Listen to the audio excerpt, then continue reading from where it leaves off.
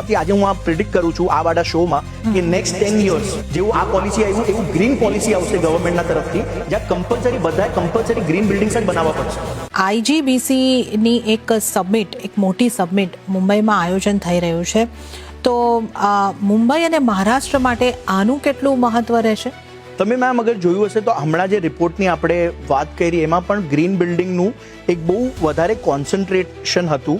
અને તમે ગ્લોબલી ઇન્ડિયામાં સ્ટેટ વાઇઝ અગર સ્ટડી કરશો, બધાને ગ્રીન કન્સ્ટ્રક્શન પર કામ કરવું છે.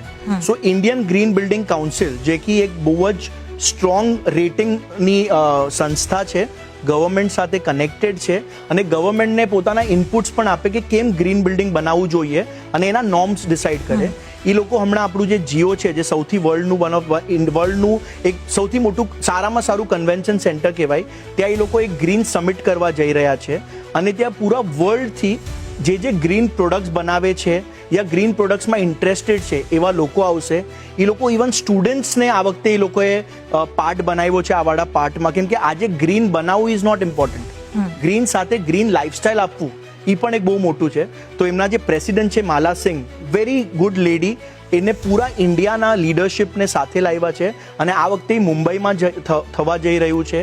એ લોકો બહુ બધી ગ્રીનના રિલેટેડ બહુ બધી વસ્તુઓ, બહુ બધા પેનલ ડિસ્કશન રાખવાના છે, જેનાથી રિયલ એસ્ટેટ ડેવલપર કયો કે હોમ બાયર્સ કયો, એ લોકો ગ્રીન કન્સ્ટ્રક્શનને સમજી શકે.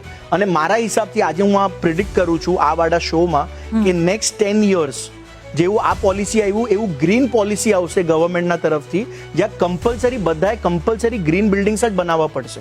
જી, બીકોઝ AQI લેવલ જે આપણે કહેવાય, આજે મહારાષ્ટ્રનું ડેવલપમેન્ટ બહુ થાય છે પણ AQI લેવલમાં પણ આપણે થોડા અફેક્ટ થતા જઈએ છીએ, જે આપણે બધાએ કેવી રીતે ઓછું આપણે પેટ્રોલ યુઝ કરીએ યા ગ્રીન કન્સ્ટ્રક્શન કરીએ એના પર આપણે લોકોએ ફોકસ કરવું જોઈએ.